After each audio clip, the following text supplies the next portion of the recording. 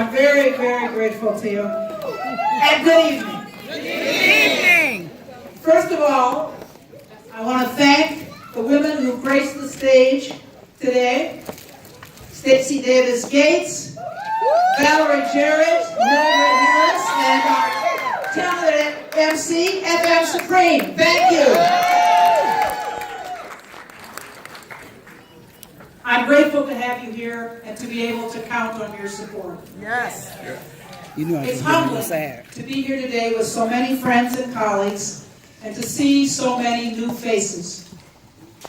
We can't underestimate the magnitude of this moment. We, all of us, have the chance to make history. That's right. Because this is the chance to shape a city in our image. Yes. Yes. Ever since I announced my candidacy, people have asked me, why would you want to do this? The city has so many challenges. Why would you want to take it all on? Why not? Listen, I've proudly served as a public servant in the city for over 25 years. As an alderman on the south side, I worked to rebuild struggling communities. As president, I've worked to bring stability to our public health system. Yes. And justice to our public safety system. I'm not afraid of big challenges or hard work. I know what it takes to tackle them. Yes. And how gratifying it is when our efforts bend the arc of history Yes. a little closer to justice Yes. day by day. Solid as a rock. That's why I'm doing this. For my grandkids. Yes. I want to make sure that they have a solid education. Yes. Yes. And real opportunities afterwards. Yes. That they are safe and happy. Right. That they're thinking about their futures and not worried about their present. Yes. As your mayor, I could do something to make that hope a reality Yes. for all our children. Yes. Because this isn't about me. It's about all of us. It's about our shared vision for the city. Yes. It's about all the mothers and fathers and grandparents and aunts and uncles who are worried about the direction the city is headed in. Oh, yes. And who feel their legitimate concerns are constantly downplayed, Yes. overlooked, and ignored.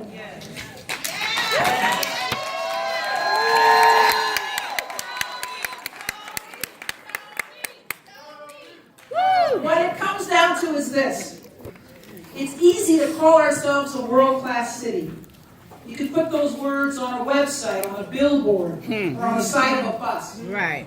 But Chicago won't actually truly be a world-class city until everyone who lives here has a fair opportunity to build safe, prosperous, productive lives for themselves and for their children. Yes. Yes.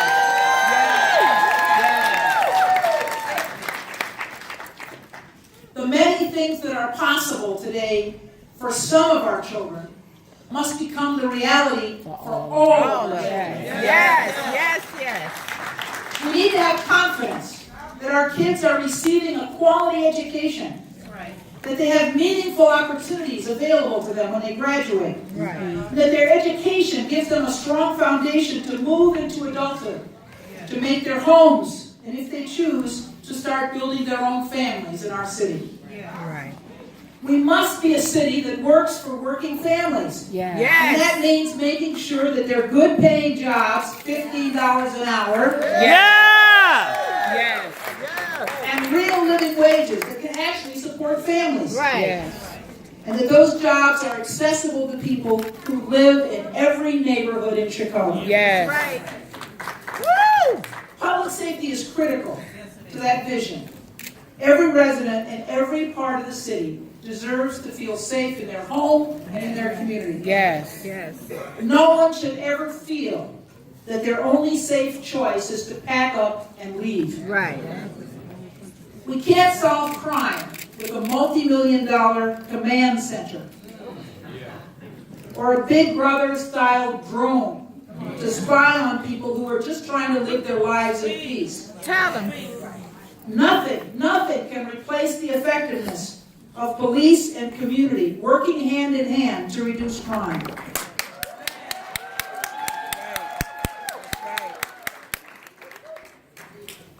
And when we say community, it has to be the entire community. Yes, exactly.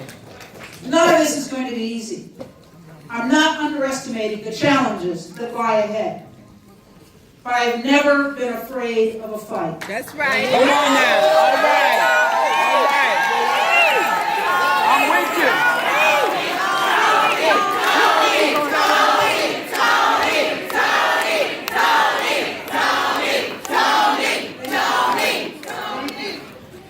Let me just say,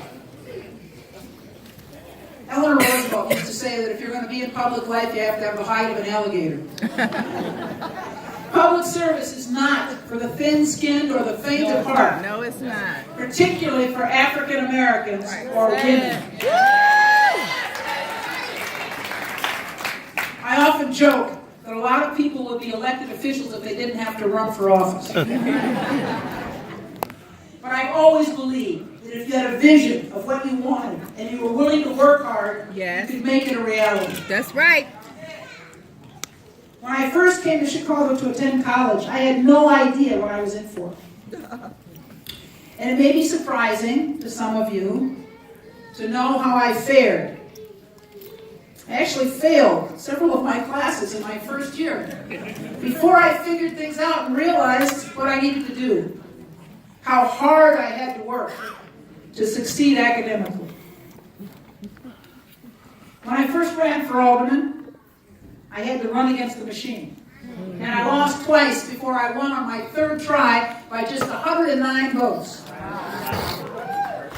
It taught me the power of perseverance, that's right. Yes, Not to mention the importance of a good get-out-to-vote effort. yes. When I decided to run for Cook County Board President, I was considered a long shot, to say the least. But I spent 2 years traveling the county, talking with thousands of residents about the issues and listening to their concerns. They gave me the insights that I needed to govern effectively the second largest county in the country. Yes.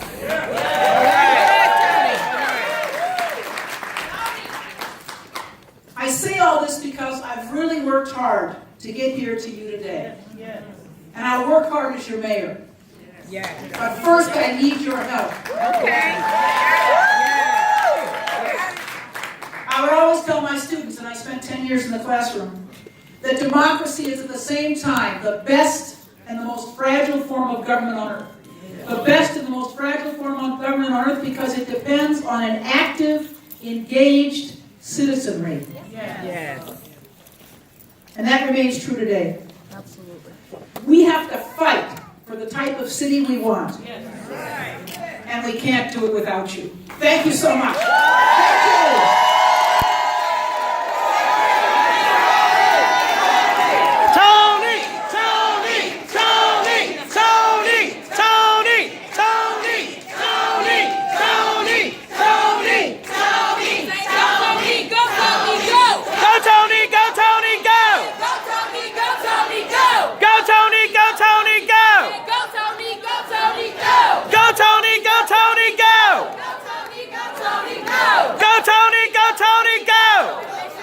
Toni Preckwinkle!